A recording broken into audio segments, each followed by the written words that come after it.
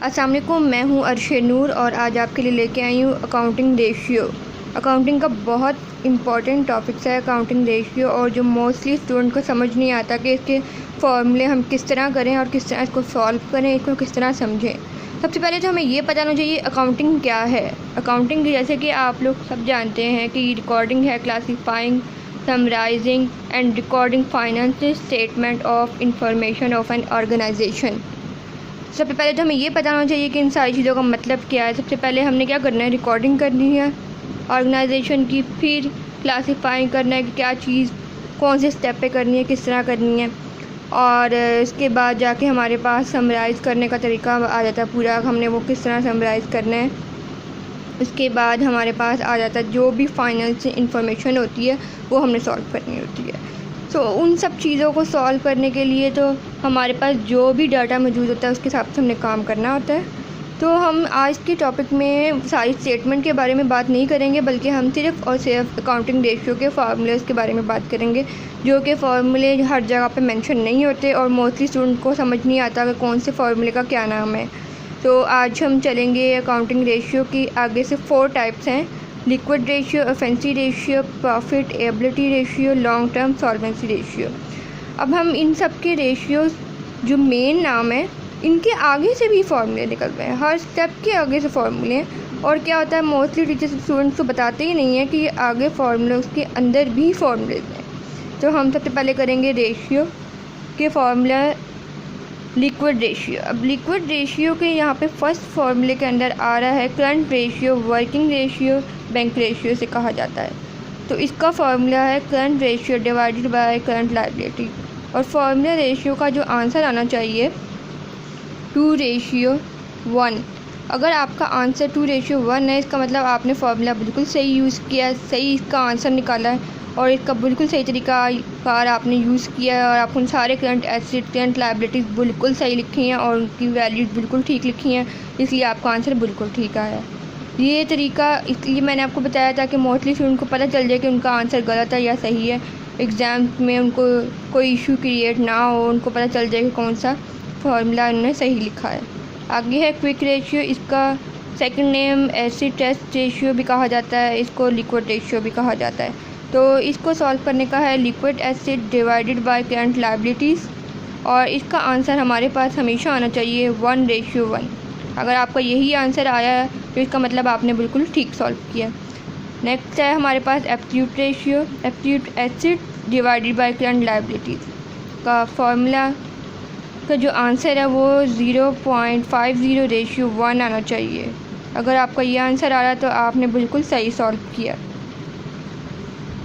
Next हमारे पास है working capital, और इसका नाम दूसरा है net working capital.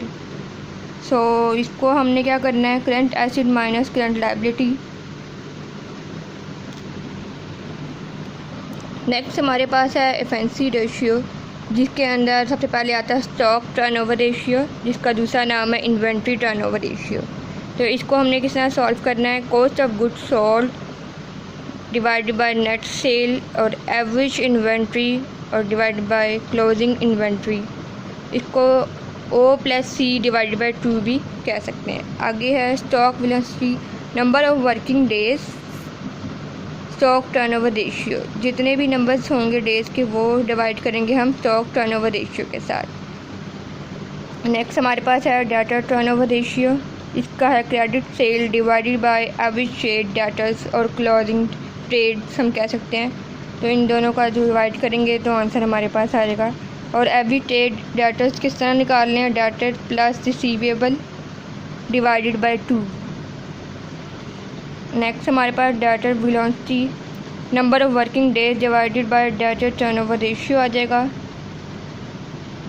Creditor payable turnover ratio का formula credit purchase divided by net purchase divided by average trade creditor. ये जो ट्रेड का आंसर है इसको आप डिवाइड करेंगे तो हमारे पास आंसर आ जाएगा। आगे है material turnover ratio, material use divided by average material inventories.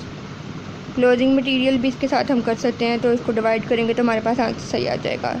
आगे material conversion periods, number of working days, material turnover ratio. अब working in process turnover ratio को फाइंड करना है हमने। कॉस्ट ऑफ गुड मैन्युफैक्चर, जितनी भी कॉस्ट मैन्युफैक्चर हुई हैं, divided by average working in progress. Working progress conversion period, number of working days, working progress turnover ratio को हम डिवाइड कर देंगे। Finish good turnover ratio, cost of good sold, average finish good. Next हमारे पास है operating profit ratio का formula, operating profit divided by net sale multiply by 100। फिर उसके बाद अगला है operating ratio, operating cost divided by net sale multiply by 100। Expensive ratio, expensive divided by net sale multiply by 100। Next हमारे पास last है long term solvency का formula. Debt equity ratio के दो फार्मूले निकलते हैं, अगर दोनों में से आप दोनों में से कोई भी यूज़ करेंगे तो एक ही ऐसा आंसर आएगा, long term debt divided by share holder fund. और दूसरा इसका फार्मूला है total date divided by share holder fund. तो उम्मीद करती हूँ आज के आपको सारे फार्मूले वगैरह समझ आए होंगे और आपको आज की मेरी वीडियो पसंद आई होगी। अकाउंटिंग में जो भी रेशियो के बहुत ज़्यादा लोग कंफ्यूज हैं उनको इजीली समझ आ गए होंगे किस तरह कौन सा फार्मूले हैं। तो आज की सिर्फ एक्सप्लेन इन फार्मूले का किया था और उम्मीद करती हूँ कि आपको ये सारे फार्मूले समझ आ गए होंगे। तो लाइक कीजिएगा, सब्सक्राइब कीजिएगा। टेक केयर, अल्लाह हाफिज़।